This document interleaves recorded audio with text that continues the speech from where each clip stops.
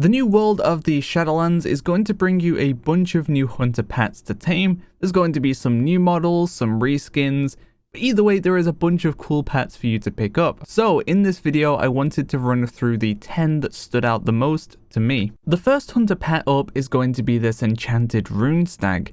Now there's going to be a bunch of different rune snags you're going to be able to pick up in Ardenweald, and they'll all have different horn variants and colours. This one in particular was my kind of favourite of those different colours and horn styles. This horn style is large with curled horns, and it's the only one with this kind of glow in the centre of the horns, which I think really makes it stand out from the rest. You'll be able to pick up this hunter pet in Ardenweald, and in particular it's going to come from Turner Sith. There'll be a bunch of them around, so you're not going to have to do anything special to get this, but I think it's a really cool pet. Definitely is going to match if you plan on going Night Fae, and I thought it was a cool one to kick off the list with. The next hunter pet up is going to be this armoured Taurulis, and I'm always a big fan of kind of like armoured hunter pets. It makes it look like you've actually kind of geared it up for war and for fighting, and it looks a bit more cool. It also is going to look great if you are playing Necrolord, because it's obviously going to match the theme very well. And this one in particular you can't pick up early on while you're leveling in Maldraxxus because they'll be friendly to you, but later on when you return later to the zone or you get later into the quest lines, you'll then be able to pick them up within the House of the Chosen where I'm showing you now. Once again, nothing too special with this, there should be a fair few around. You'll just pick one up and you'll have yourself one of these armoured Taurulises. The blue Etherworm was definitely one that stood out to me a lot while I was playing in Bastion. There are a few different colour variants of the Etherworms, but none like the blue one. It's just going to have this perfect colouring. I think it looks great, and the blue matches the blue ether that's coming from it as well. All around just a really cool looking hunter pet. And if you do end up going with Kyrian, it is going to match quite well as well. In terms of picking this hunter pet up, there's not going to be a limited source of these. There's a bunch of them around Bastion, so just hunt one down and get yourself a tame. The next pet in the list is going to be this stone Gargon, which is quite interesting. It's unique from the other Gargons because it's actually just fully made of stone, while the others look more kind of real life. This is going to have even like stone eyes as well, so it definitely makes it stand out from the other Gargons. Now this is going to be an exotic pet, so you're only going to be able to pick this up as Beastmaster, and you're also going to be able to, or you're going to need something else to be able to tame Gargons. What you'll need is the Gargon training manual, which will come from a rare spawn called Huntmaster Petrus, and this does seem to have a bit of a long respawn timer. It does seem to be a kind of like an hour plus, so if it's not around you will need to wait a little bit to be able to pick that up. Once you've got your book, then we'll head over to the Dominance Keep, and there's only going to be one spawn location that I was able to find for this. It's kind of in one spot, so you'll have to head over to that specific spot and pick it up. The respawn time didn't seem too bad on it though, it just seemed like it was a few minutes, so you shouldn't be waiting too long to be able to pick yourself up this Gargon. And it, as I said, it's going to match the Venthyr Covenant pretty well. The next pet on this list is going to be this stitched together Dark Hound. Now I know Dark Hounds are already available and, you know, it's not too special, but I just thought it was kind of cool. It definitely fits the Maldraxxus theme and is kind of like pulled together. You know, it's a constructed Dark Hound. You'll see the staples and the lines where it's just been kind of like sewn together. And this one in particular is going to have kind of a, not a limited source, but a little bit more of a difficult source to obtain.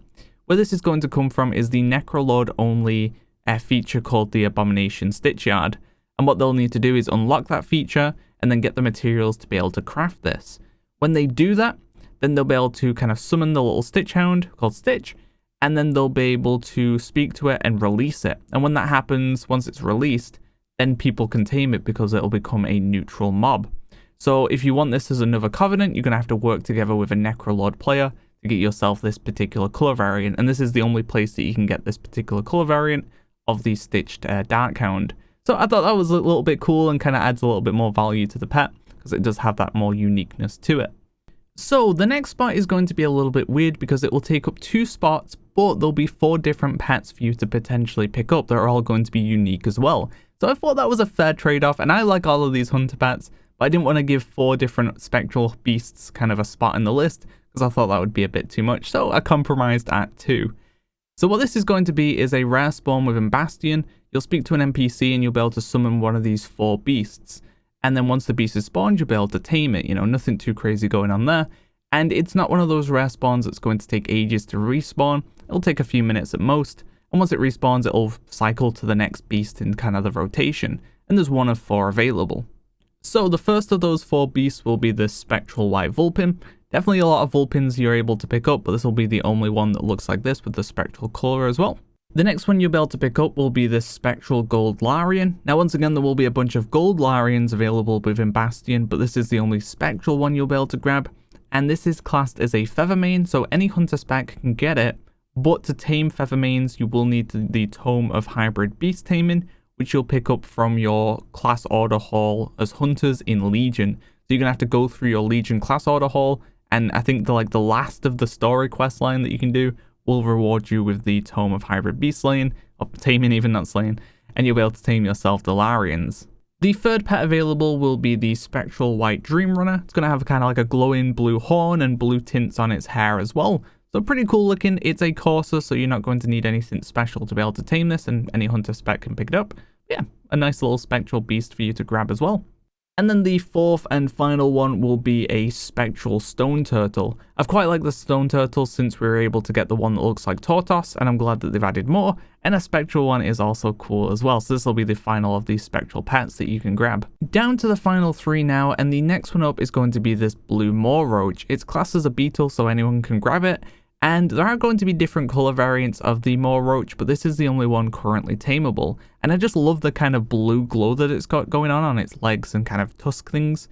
And this one's going to be quite difficult to pick up early on as well, because it's in a part of the moor that you can, or you're not meant to access until later on in your kind of progression.